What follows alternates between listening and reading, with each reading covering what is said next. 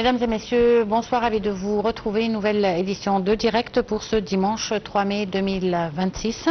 L'édition d'aujourd'hui sera consacrée à la politique étrangère de l'Égypte concernant le conflit entre l'Iran, Israël et les États-Unis. Et pour parler de ce sujet, nous avons le plaisir d'avoir avec nous Dr Tarek El Gamal, expert en relations internationales. Bonsoir docteur, très ravi de vous avoir avec nous. Moi aussi, ça me fait un grand plaisir. On va commencer par un premier reportage concernant la diplomatie égyptienne qui connaît une dynamique soutenue, marquée par une intensification des déplacements officiels et une diversification des partenariats sous la conduite du président Abdel Fattah al-Sisi. L'Égypte s'efforce de consolider sa position en tant qu'acteur clé de la stabilité au Moyen-Orient et en Afrique. Un reportage.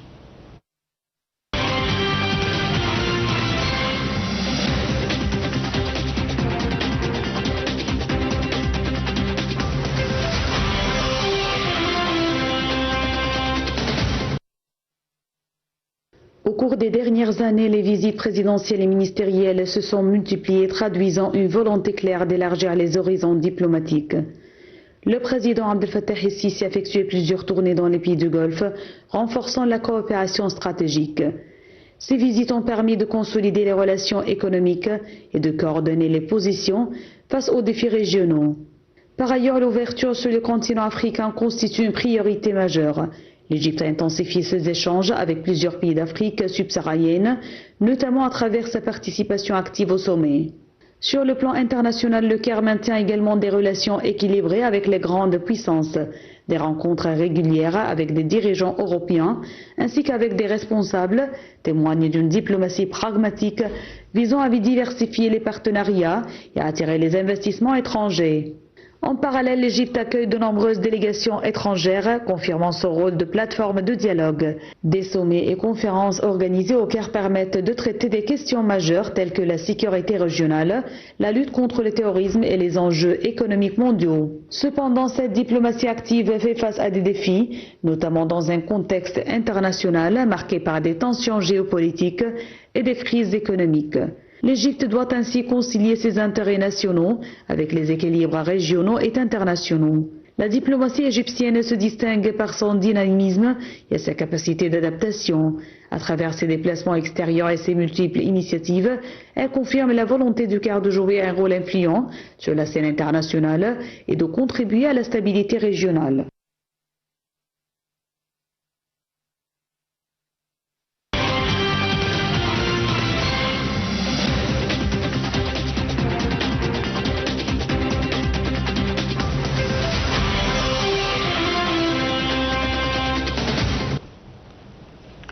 Docteur Tarek El Gamal, très ravi de vous avoir avec nous. On voudrait commenter les déplacements multiples du président de la République, le président Abdel Fattah el-Sisi, et du ministre des Affaires étrangères, le ministre Dr Badr Abdelghati.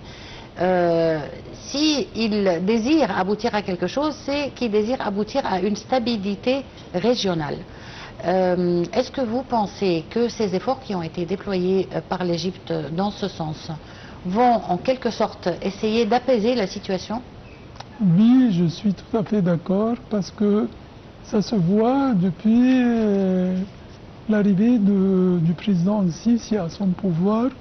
La diplomatie égyptienne présidentielle était axée sur le respect mutuel de la non-ingérence dans les affaires intérieures des pays, la préservation de la paix et de la sécurité internationale, en même temps le respect de la souveraineté des États, le bon voisinage.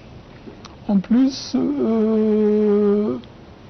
la proposition de respecter la proposition politique concernant les crises régionales et internationales.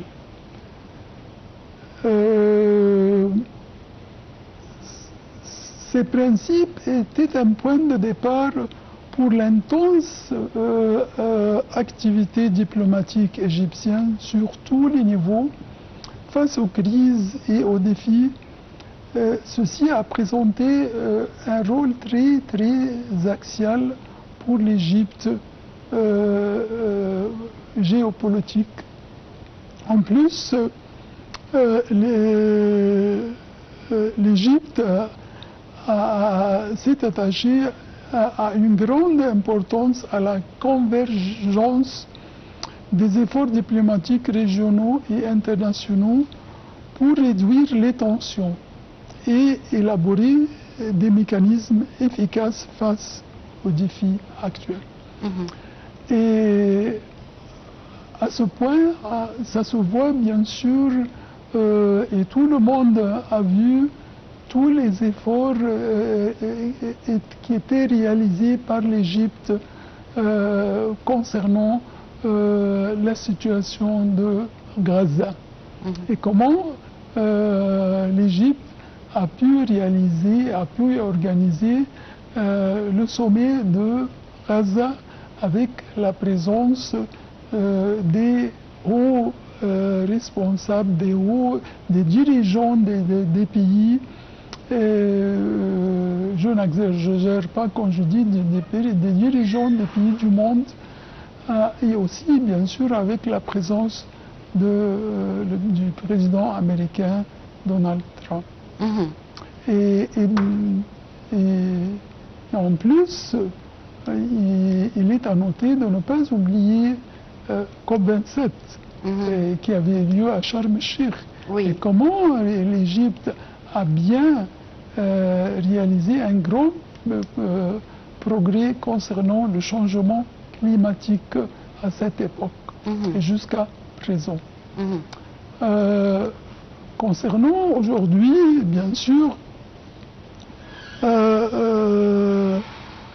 la situation aujourd'hui dans tout le monde entier, le rôle de l'Égypte, tant au niveau régional qu'au niveau multilatéral, se concentre sur le soutien aux initiatives et aux solutions diplomatiques, contribuant à l'apaisement de l'escalade. C'est ce que désire l'Égypte, bien entendu. Mais est-ce que vous ressentez une certaine amélioration de la situation après tant d'efforts déployés par l'Égypte et par tant d'autres partenaires également? Bien sûr, la situation n'est pas facile et ça va durer quelque temps de trouver, je n'exagère pas quand je dis des solutions, parce que il y a deux parties, si on va parler, ou bien plusieurs parties, parce que l'Iran, et en plus, elle est face à Israël et avec les États-Unis, alors que chacun impose sa tension concernant afin d'arriver à ses désirs, à ses demandes concernant la situation en général. Et bien sûr, si on va parler de quelques situations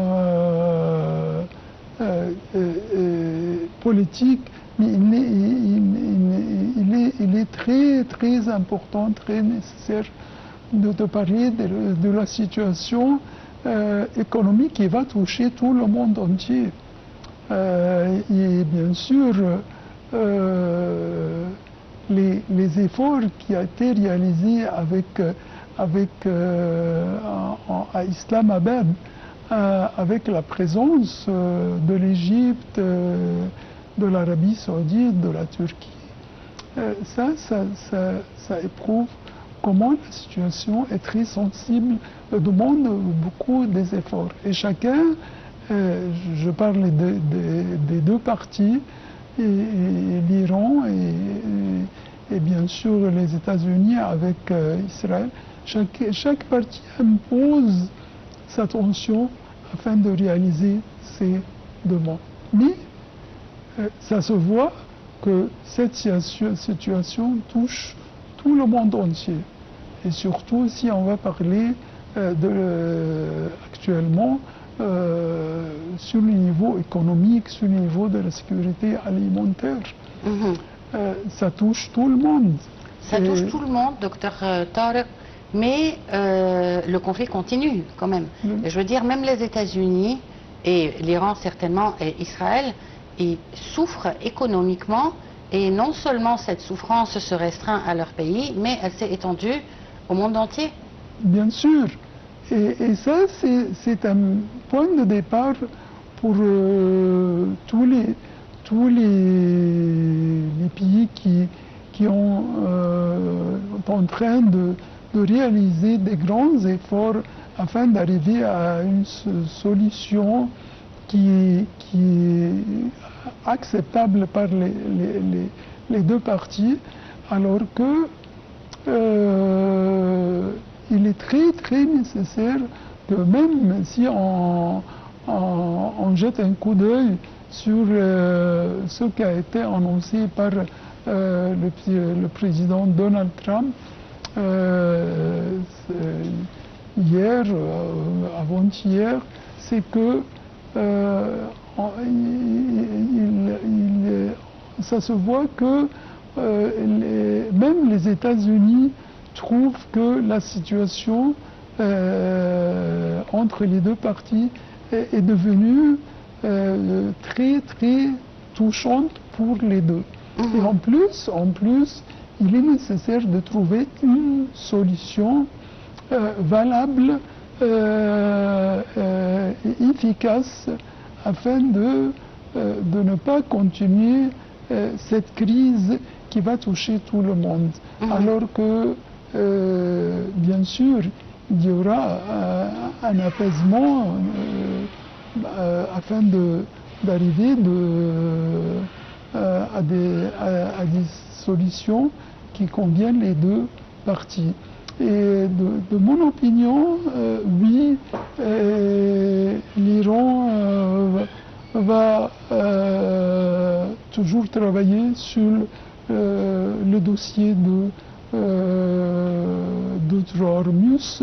En plus, les États-Unis, parce que maintenant la situation est très sensible. Je n'exagère pas quand je dis qu'elle touche tout le monde entier. D'après vous, docteur Tarek El-Gamal, quelles sont les vraies raisons derrière ce conflit pour les États-Unis? Les vraies raisons, de mon opinion, c'est que les États-Unis désirent être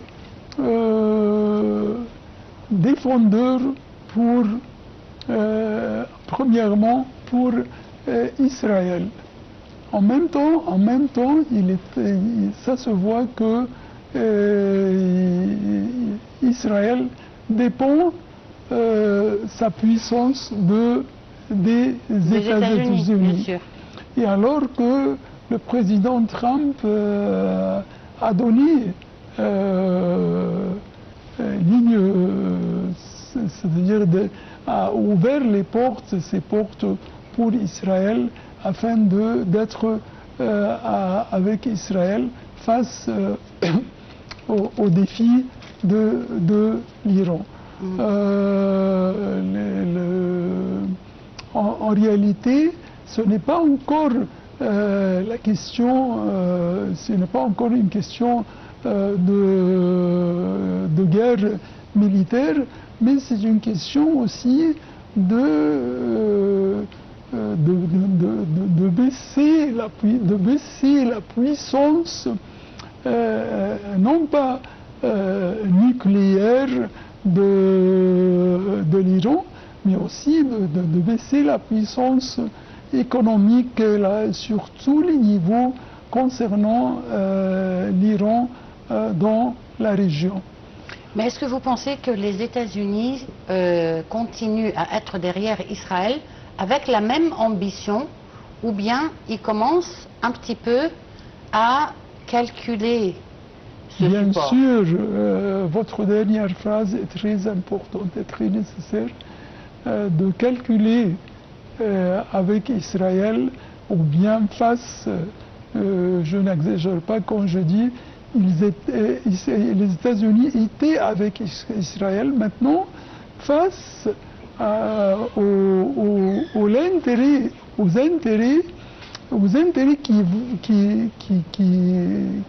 ces intérêts vont toucher même les États-Unis. Alors il faut retourner de nouveau à calculer comme il faut la situation. Retourner aux négociations. Exactement. Bon, on va passer à notre deuxième reportage. L'Égypte joue un rôle central dans le renforcement des relations avec les pays arabes et africains, s'appuyant sur des liens historiques, géographiques et culturels solides. Cette double appartenance, à la fois arabe et africaine, constitue un pilier fondamental de sa politique étrangère. En reportage.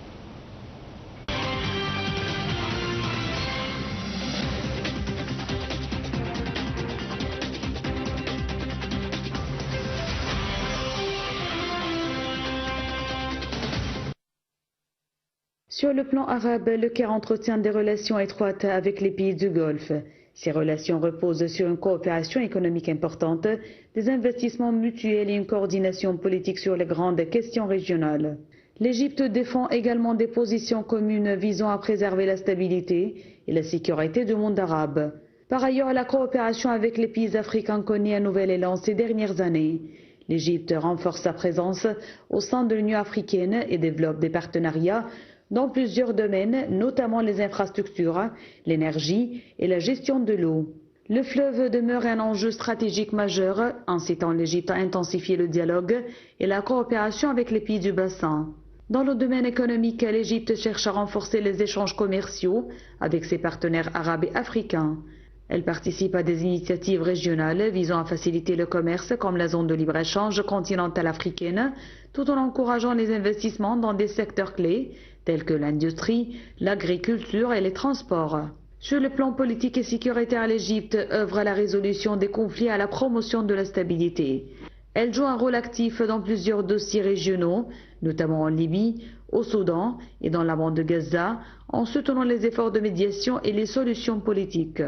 Cependant, ces relations font face à certains défis, notamment les divergences politiques, les enjeux liés à l'eau et les pressions économiques. Malgré cela, l'Égypte poursuit une diplomatie active visant à renforcer la coopération et à consolider son rôle régional. Les relations de l'Égypte avec les pays arabes et africains reflètent une stratégie équilibrée et multidimensionnelle. En misant sur la coopération économique, le dialogue politique et l'intégration régionale, le Caire cherche à promouvoir la stabilité et le développement commun dans ces deux espaces essentiels.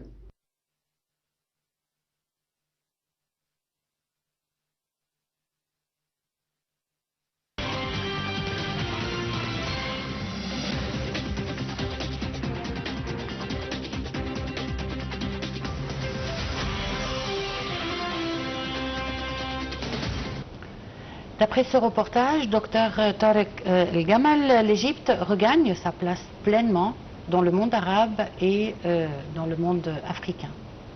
Oui. Est-ce que vous êtes d'accord? Oui, bien sûr. Et il est à noter que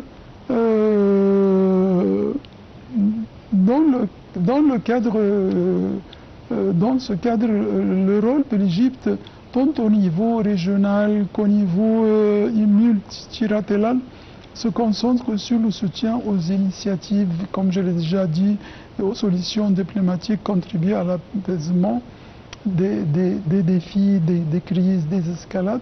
Mais en même temps, l'Égypte maintient l'équilibre de ses positions au sein des Nations Unies, c'est-à-dire en s'appuyant sur les principes fondamentaux du droit international et sur les dispositions du Charte des Nations Unies, dans le traitement de toutes les questions et toutes les crises.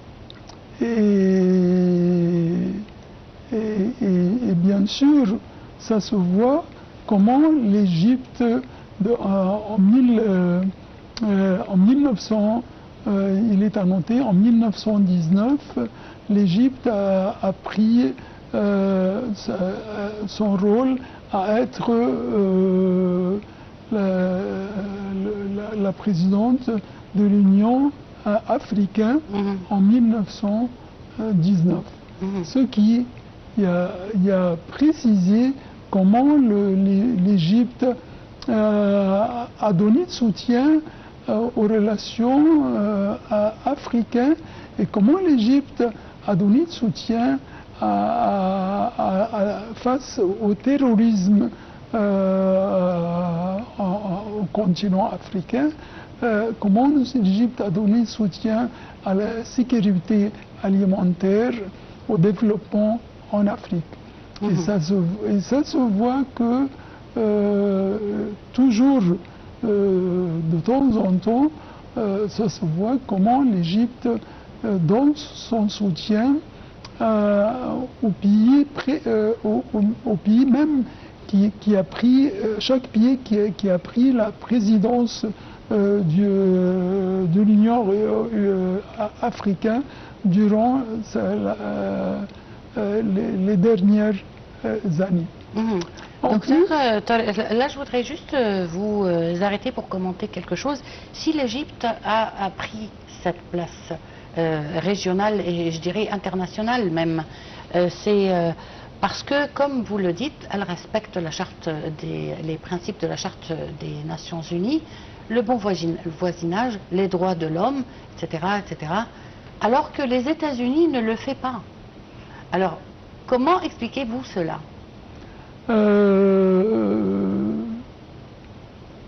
Vous avez raison, et ça se voit que comme l'Égypte respecte tout les lois et les chartes des Nations Unies, de relations internationales, mais en même temps, aujourd'hui, c'est le temps qui a la puissance. Oui, mais est-ce que la puissance ne va pas de pair avec le respect des droits de l'homme? Bien sûr.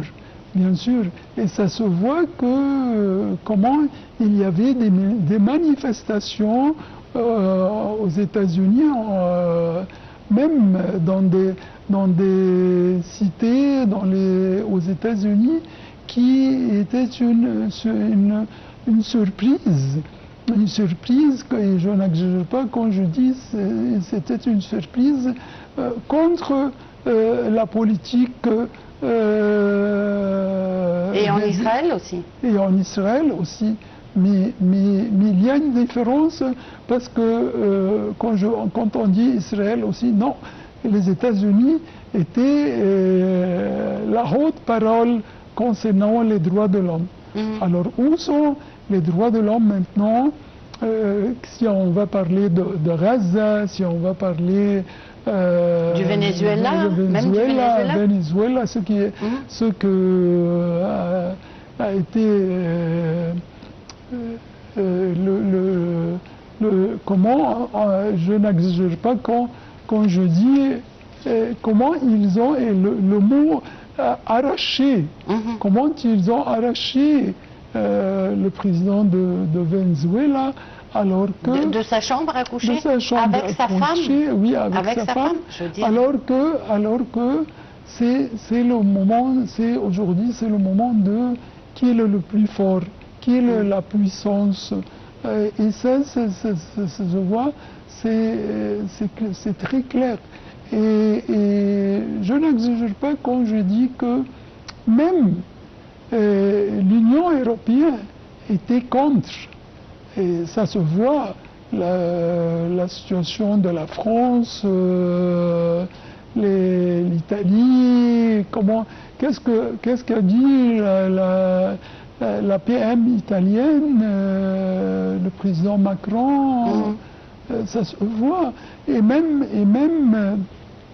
la dernière visite du président ici, au Chypre, comment on a vu comment on a parlé dans les...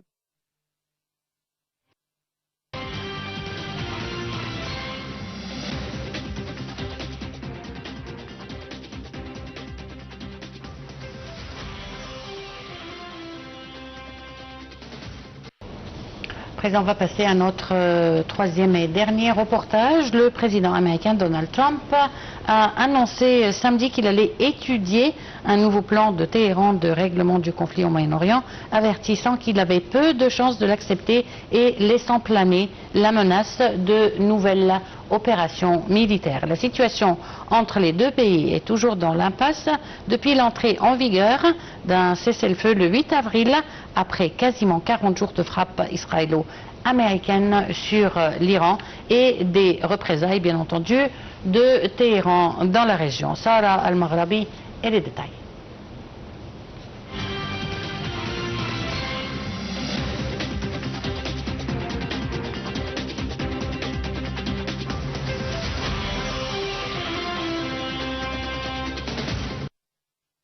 Je vais bientôt étudier un plan que l'Iran vient de nous transmettre. C'est ce qu'a annoncé le président américain Donald Trump sur sa plateforme Truth Social. Un responsable militaire iranien a jugé samedi probable une reprise de la guerre avec les États-Unis, alors que des pourparlers directs à Islamabad le 11 avril se sont révélés infructueux, tant les divergences restent fortes du détroit d'Ormuz au volet nucléaire. Selon des agences de presse iraniennes, l'Iran cependant a transmis à Washington via le Pakistan un plan en 14 points visant à mettre fin au conflit dans un délai de 30 jours. Selon l'agence Tasnim, Téhéran réclame dans ce plan un retrait des forces américaines des zones proches de l'Iran, la levée du blocus des ports iraniens, la levée du gel des avoirs iraniens, le versement de réparations, la levée des sanctions, un mécanisme concernant le détroit d'Ormuz et la fin de la guerre sur tous les fronts, y compris au Liban. L'Iran avait déjà transmis cette semaine un nouveau texte via le Pakistan, sans qu'aucun délai ne filtre. Interrogé par des journalistes samedi soir en Floride, Donald Trump a refusé de préciser ce qui pourrait déclencher de nouvelles opérations militaires contre l'Iran. Poursuite de la guerre aux voies diplomatiques. Téhéran est pris à deux scénarios et la balle est dans le camp des États-Unis, a jugé le vice-ministre des Affaires étrangères. La guerre a fait des milliers de morts principalement en Iran et Liban et ses répercussions continuent de secouer l'économie mondiale avec des cours du pétrole montés à des niveaux inédits depuis 2022.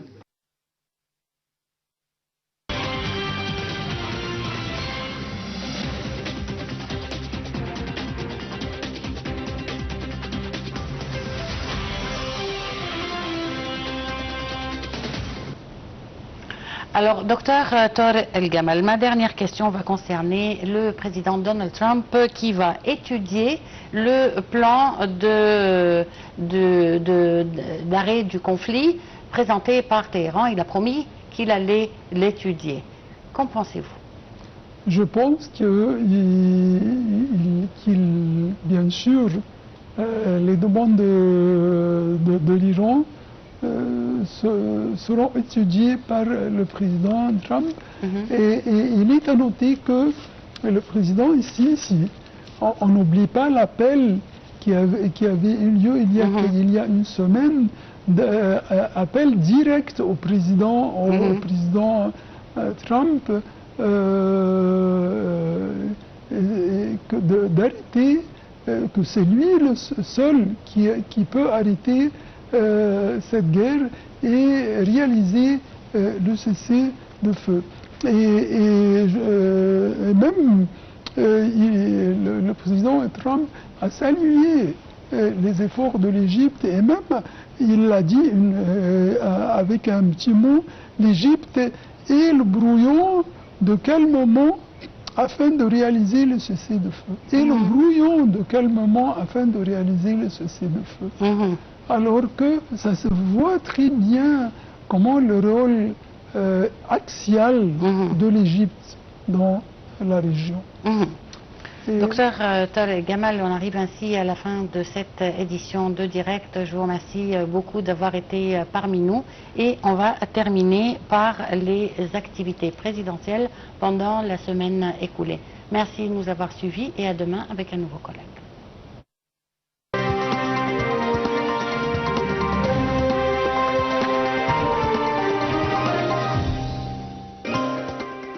Le président Abdel Fattah el-Sisi assiste à la présentation du plan global de développement de la ville d'El Galala pour les 4 prochaines années dans le cadre de la planification opérationnelle de la ville. Le chef de l'État a également examiné la mise en œuvre des projets en cours à El Galala. Le président el-Sisi s'entretient par téléphone avec le président de la République du Kenya, William Ruto. Au cours de cet entretien, le président a salué le développement remarquable des relations bilatérales, soulignant l'importance de poursuivre les efforts pour renforcer ces relations dans divers domaines d'intérêt commun. Le président el-Sisi s'entretient avec le conseiller du président de la Fédération de Russie et président du Conseil maritime russe, Nikolai Patrushev. Le président el-Sisi assiste aux funérailles du père du Premier ministre, le général Kamel Madbouli, à la mosquée du maréchal Tantawi au Nouveau-Caire. Le président el-Sisi inspecte les travaux de construction de la station des Pyramides dans le gouvernorat de Gizeh, dans le cadre de la première phase de la 4e ligne du métro du Caire. Le président el-Sisi reçoit un appel téléphonique de la première ministre du Japon, Madame Sanae Takaichi. Au début de l'appel, le président a félicité la première ministre japonaise pour la victoire éclatante remportée par le Parti libéral-démocrate aux élections législatives de février 2026. Le président el-Sisi s'entretient avec le président de l'université japonaise Hiroshima, Mitsuoshi. Au début de la rencontre, le président a exprimé la fierté de l'Égypte quant aux excellentes relations bilatérales qui unissent l'Égypte et le Japon, ainsi qu'au partenariat de longue date entre les deux pays dans le domaine de l'éducation, tant fondamentale que supérieure. Le président el-Sisi participe aux célébrations de la fête du travail organisée au siège de la Compagnie nationale égyptienne des industries ferroviaires NIRIC dans la zone économique du canal de Suez à l'est de Port Saïd.